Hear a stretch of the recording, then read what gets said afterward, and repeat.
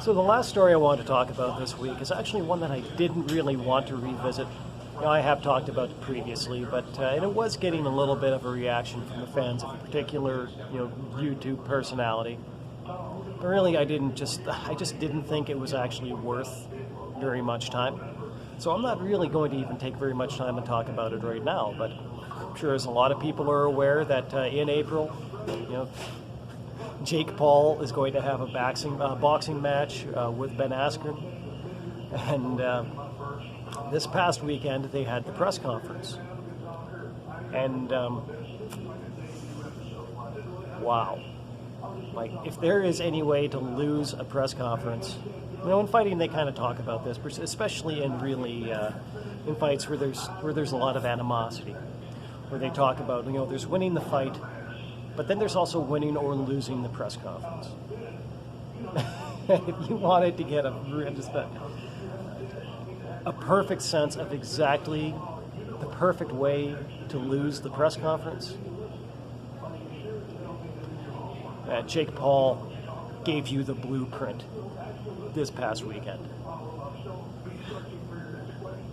Like Ben Askren, he's walking into this fight as a guy who, he's not a notorious striker.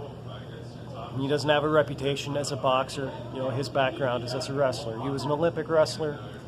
He was a two-time NCAA national champion in his weight division in freestyle wrestling.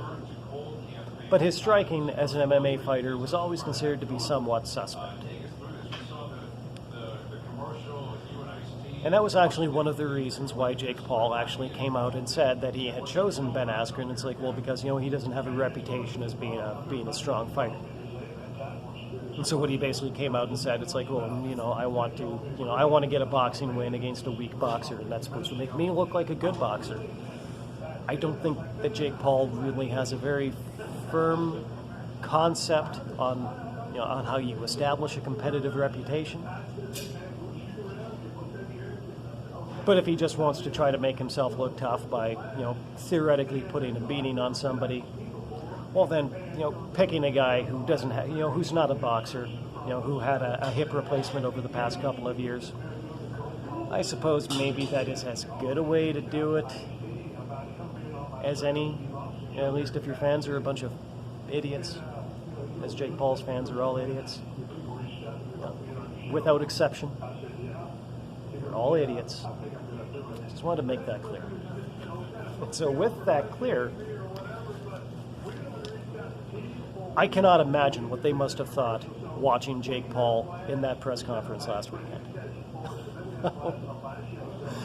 He had an absolute meltdown.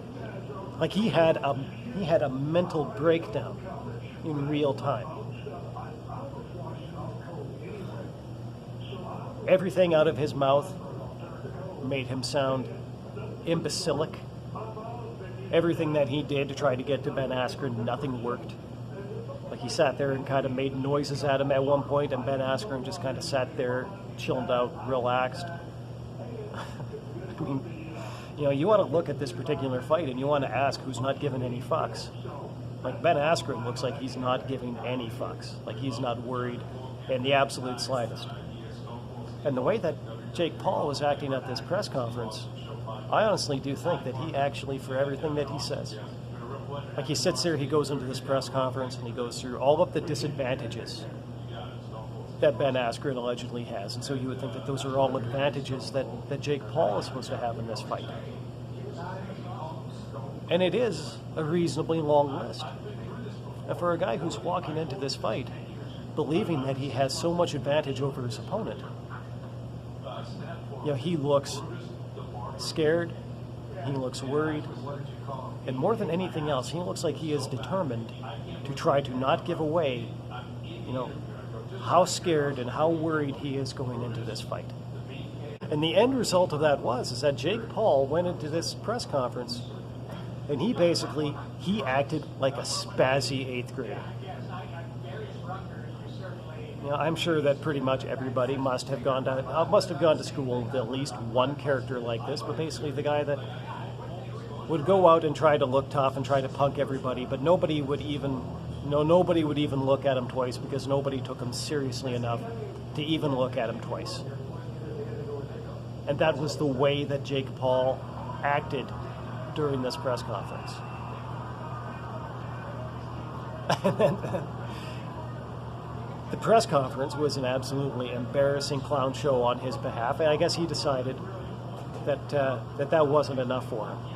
And so then he went into the, he went into what you would call almost like the little backstage area, where Ben Askren was supposed to be giving some personal, some one-on-one interviews. It looked like he was doing. And he walks into his interview area and he starts, he brings all of his corner group with him. It looked like it was about like 6 or 7 or 8 people. Just so he could stand there and try to get into Ben Askren's face, and knowing that in that particular situation, there's not really a whole lot that Ben Askren could do, unless he wants to be jumped by 7 or 8 guys, 3 weeks before he goes into a boxing fight. And so at this point, Jake Paul had already figured out that he can't intimidate Ben Askren on his own. And why on earth would he ever think that he actually could? I mean,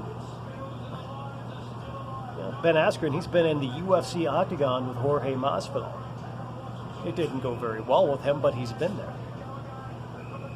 So after you've been in a ring with Jorge Masvidal, why would anybody think that you would be afraid of Jake Paul? That's insane. And so Jake Paul, at this point, he's just now figuring out that he can't intimidate Ben Askren one-on-one. So then he comes back and he decides he's going to try to intimidate him with 7 or 8 other guys at his back. There's a word for people that do that. Coward. There's a word for people who have to use numbers to intimidate people. And that word is coward. Now, personally, I never had any doubt before that Ben Askren is going to obliterate Jake Paul. I have even less doubt about it now. And there are a lot of people who are looking at that press conference as the moment that Jake Paul lost this boxing match to Ben Askren. And I think that when we look back at this a month from now, I think that we're all pretty much going to be in agreement with that. And for all the people who are only being convinced now that Jake Paul does not belong in the ring with any kind of a professional fighter, all I gotta say to you is, hey, welcome to the party. In all honesty, before, I've always been certain that Ben Askren is probably going to beat Jake Paul, but I always thought it was actually probably going to be by decision, or maybe by a TKO in the later rounds. But in all honesty, I think that this is actually going to happen pretty quickly. I don't think that this fight is going to go any longer than, say, 4 rounds. And as a matter of fact, I think that Jake Paul is going to go looking for a way out pretty quickly. We've already seen that he can't even get through a press conference without having a psychological break.